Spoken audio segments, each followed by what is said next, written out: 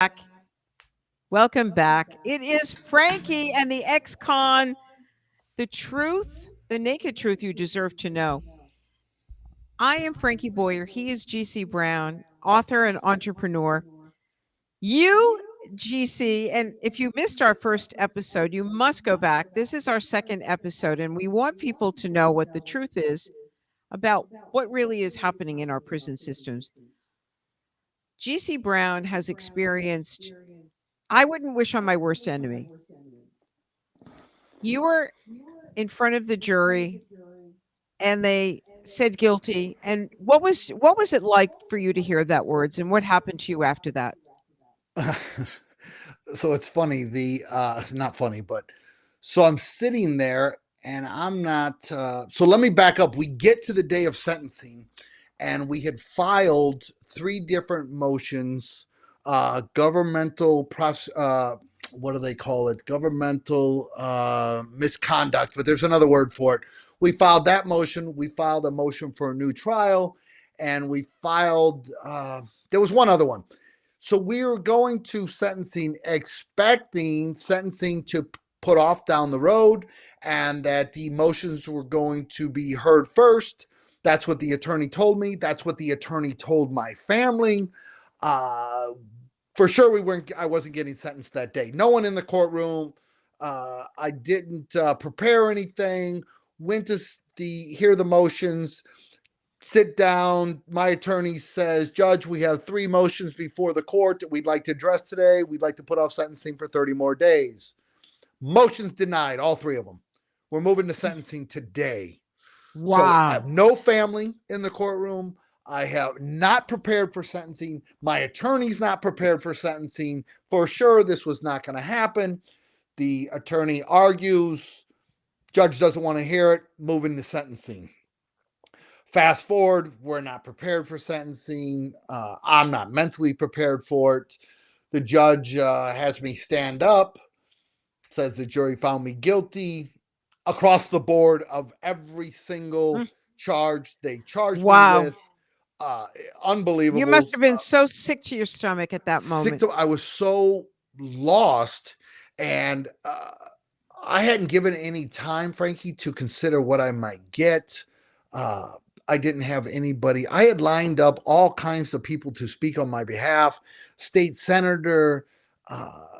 I had people lined up to speak on my behalf. I filled the courtroom, and that didn't happen.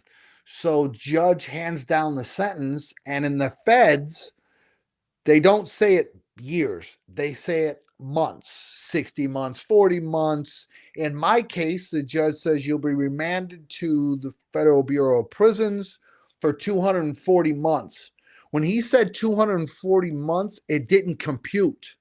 I had to literally count on my hands. Wait a minute, 240 months? That's 20 years. I just got 20 years. And at that time, I didn't know anything about good time, and not that it makes a difference. I still did 17. Yeah, it's only 15% off for good time. So you serve 85% of the time.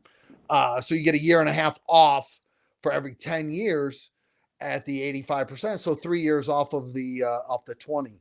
So I was so lost, Frankie. I was so in shock that it literally, it just didn't dawn on me until later that night. How old were you? I was 33. 33 years old. So young. Yeah. Think about it. When you think about the success you had as an entrepreneur from 17 years of age, making money, being independent, having the money, you wanted to be a millionaire by the time you were 30, you over absolutely succeeded and beyond. And here you are now, all wiped away.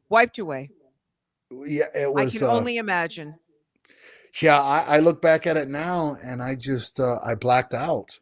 And what happened next was the worst thing of all of it. Because I wasn't supposed to be sentenced, I didn't understand prison. I didn't understand anything about it. At that time, I didn't know about good time.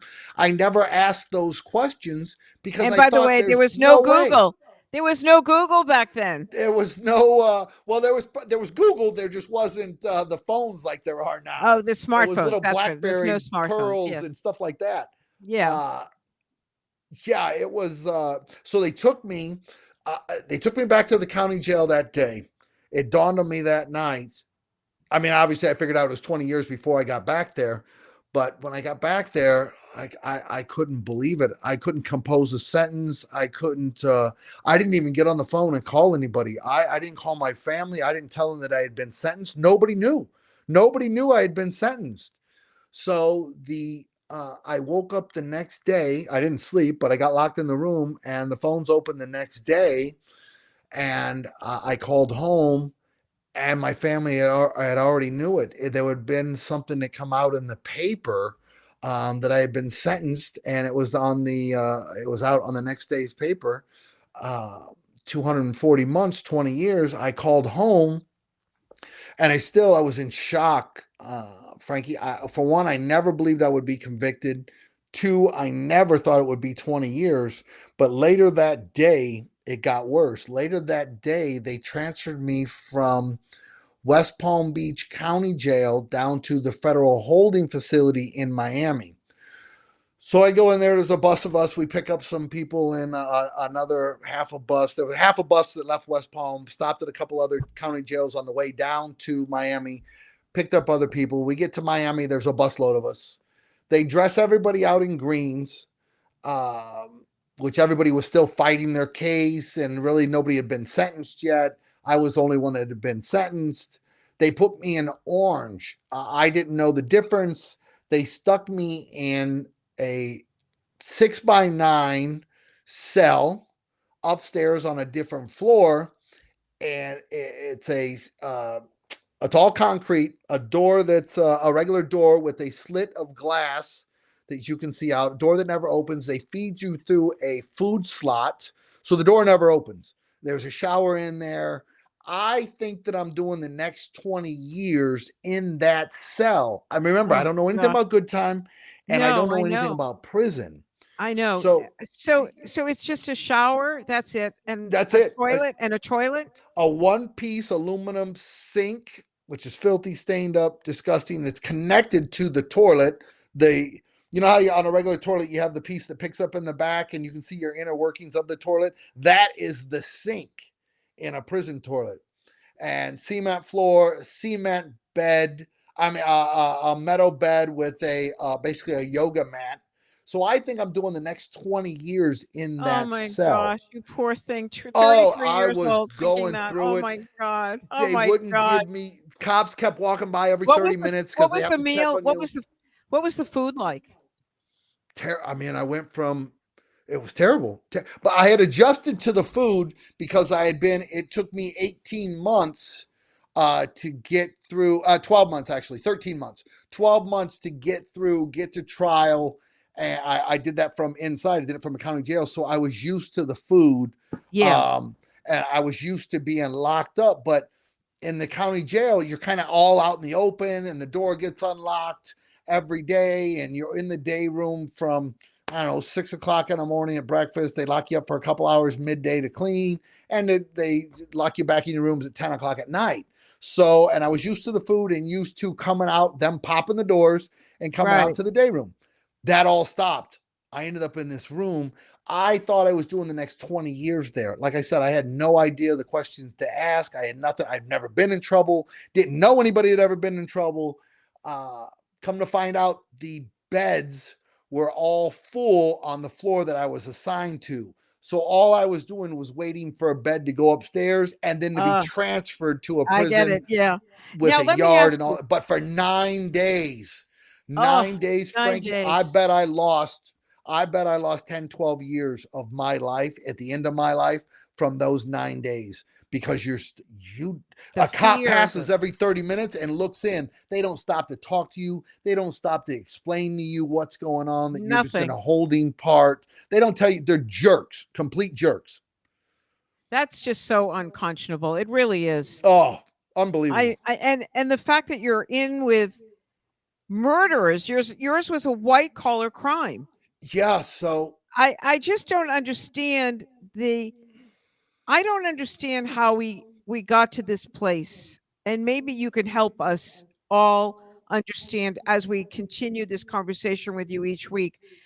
But we know of a case of a young man that was driving with his girlfriend and his best friend and her and the best friend's girlfriend.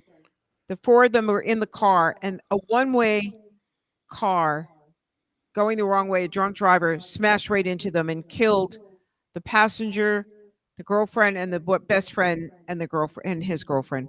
All three of them died. Terrible. And he was sent to prison and has been in prison. And he may have to spend 30 years and they're not sure yet. It's a plea deal and all of that. I just don't understand how our penal system got to the mess that it's in today. I don't. They don't know how they got here. No one knows how they got here. Uh, my this is a tragedy with this kid. This is at the state level. Uh, Three kids, young kids, lost their lives. In A their drunk 20s, driver 21, hit 22. them. Yeah. Yeah. Yeah, a drunk driver hit them, and this kid, because he was speeding, what 17-year-old, 18-year-old kid is not speeding? He was speeding on his side of the highway going in his direction. A guy Right. crosses the median, hits him head on, and they're And going to he's in accuse this jail. kid. I mean, but here you are, 33 years young in this predicament. So, when did you realize that this was going to be your life? How long was it into your prison term that you realized, wow, this is really the reality of my world today? Oh, pretty quick. Once I realized that, well, that's a two part. I'll give you two examples. So the attorneys said that immediately after trial, can't believe you lost. There's no way we're going to get an appeal filed. If there's no reason, if your case is not turned over on appeal, there's no reason to even have an appellate court. So 6 months to a year, it takes all these time to file, and so I really did my sentence a year and a half at a time with the filings and wait for the courts to hear. And I was always getting out, getting out, getting out.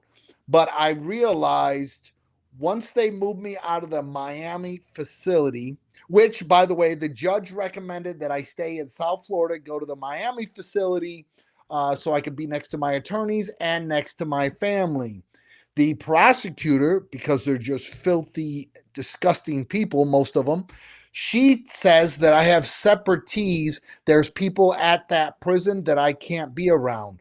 A complete lie. I didn't have anybody on my case to have any sort of separatees. I didn't have any of that stuff. What is They just did. separatees? I don't know what A separatees is. separatees is where somebody comes to trial and basically tells on you to get time off their Ah, sentence, and they okay. don't want Yeah. you in the same prison with them for fear of violence. I didn't have any of that. She still filed that, so they moved So me. They crazy. didn't even send me to Miami because she filed that in all of my region. They moved me to a facility in Texas and stuck me in a gang unit. Now, most white collar guys, the average sentence given out for white collar guys is like under 50 months. Most of those guys go to federal camps, which everybody knows. A majority of people are familiar with the term club fed. You go there, it's a camp, it's one That's right. cop, Yes, yes. there's The cell Martha phones, there's Stewarts went there. Yeah, TVs. exactly. Yeah, it's basically you're hanging out and it's you wait your little bit of time and go home. Because they gave me so much time, anything over 10 years to do, you can't go to a federal camp. You have to go to a regular institution. So they stuck me in a gang unit in Texas. Oh, And you talk about a culture shock. But to answer your question, I knew that that was the reality of my life. Even though the attorneys were telling me that I'm going to get out, get out, get out, get out, I knew that I was stuck there for at least a period of time. And I knew it pretty quick. It didn't did you take me think it was long to gonna be realize that I was up that what's the phrase, up the river without a paddle. I yeah, knew that I up the was creek pretty without a quick. paddle? So, did you realize it was going to be at least 17 years? You didn't think that, though?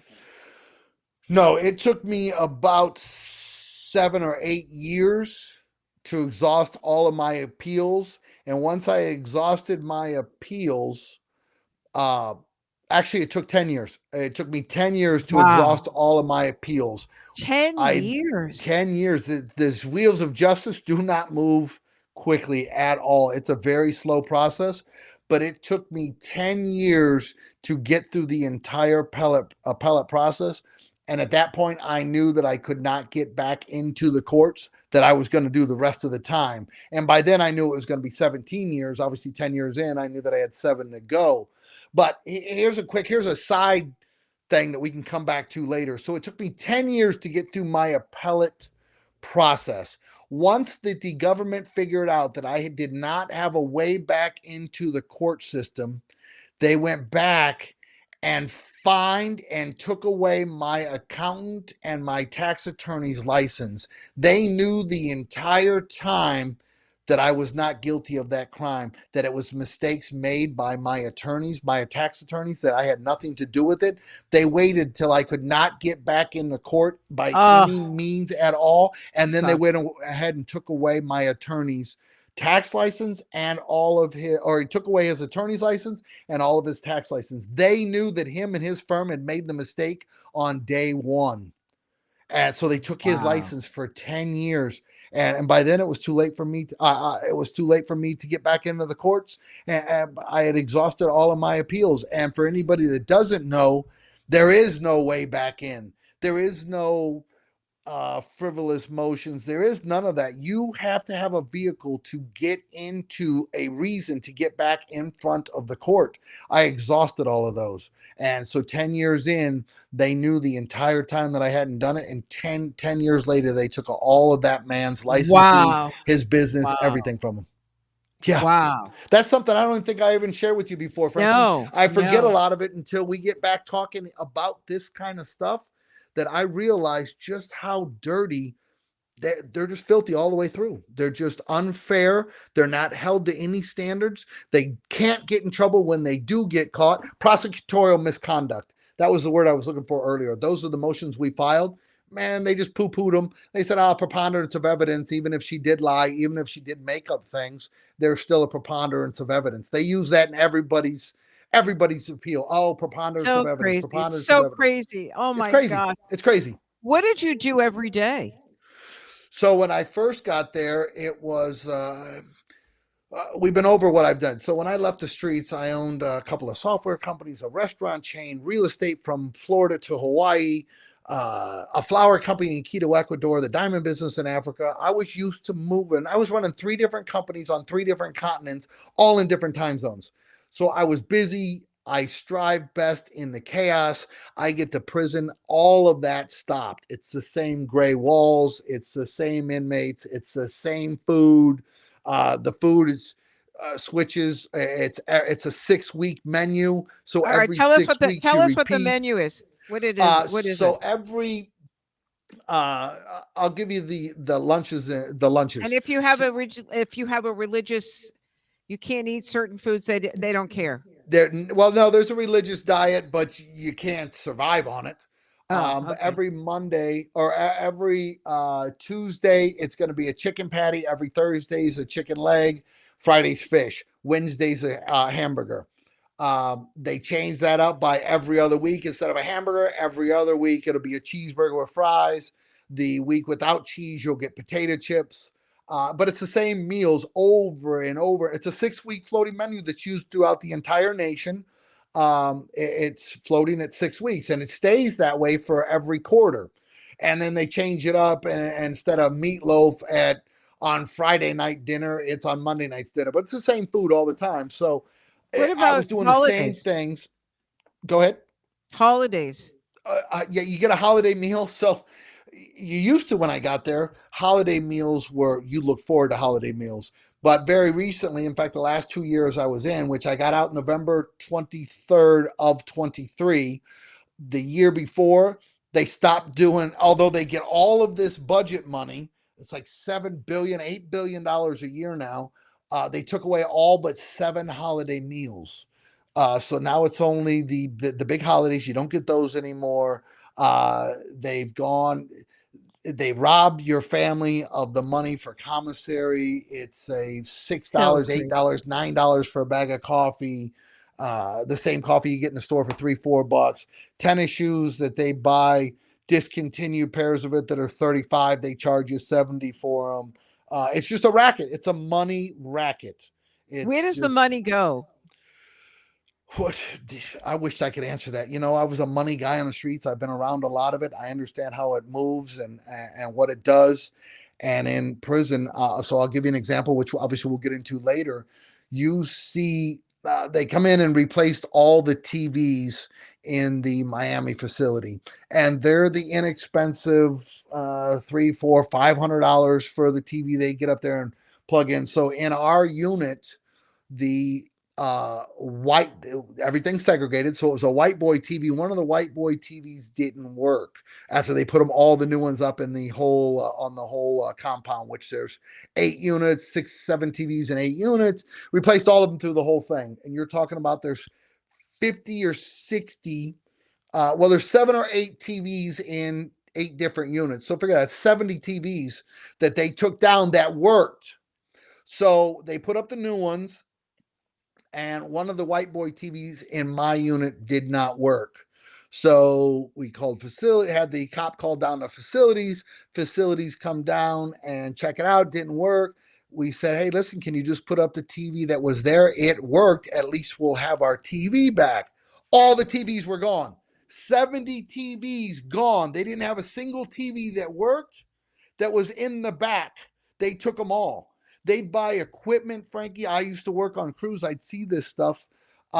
They would buy equipment that cops would buy, call it a chainsaw.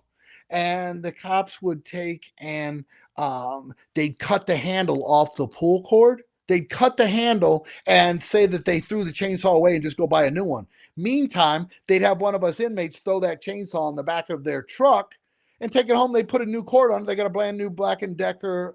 It's It's thievery and just fraud so through the entire wow. system. Wow, wow, wow, wow, wow. I worked Okay. in commissary. The What cops would what can walk we around and do? eat the meat sticks and everything right off, and then charge it and say it was shortage. They'd be walking around eating stuff, candy bars, whatever it would be.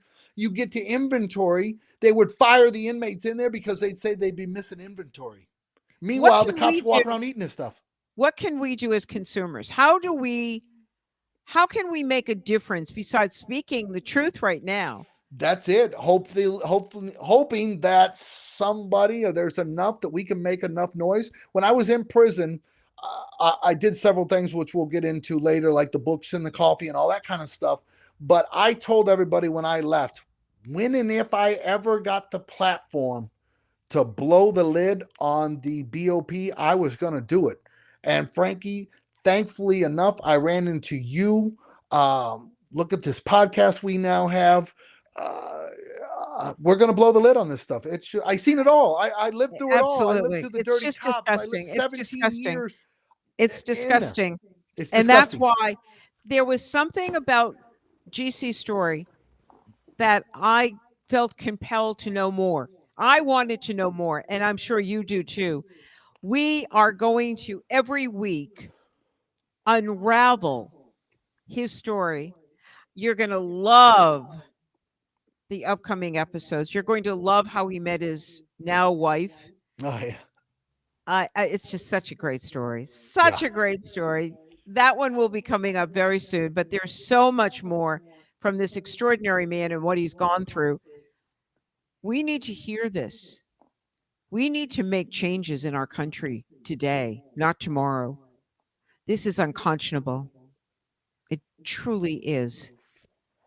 And so I'm thrilled that we're doing this, GC. Yeah, me too. Me too. I had Hey, never and give thought. out, by the way, your book Sniff, give out your website. Oh yeah, so the book, I became a novelist, award-winning novelist. The book is Sniff, first one out, up there on the wall. Second one's coming out in the middle of summer. It's taken by storm. The both fictional stories, but based on some of the characters inside. The website is gcbrownbooks.com. You can get it at Barnes and Noble, Amazon, bookstores by you. It's becoming a hit. Absolutely. And we will be back next time. This has been another edition of Frankie and the ex-con, GC Brown. Stay tuned. We've only just begun, as the Yes. song says. Stay tuned. There's so much more you don't want to miss. I'm Frankie Boyer. Again, thanks for listening. Make it a great day. And as always, smile. All right. That's too good. I think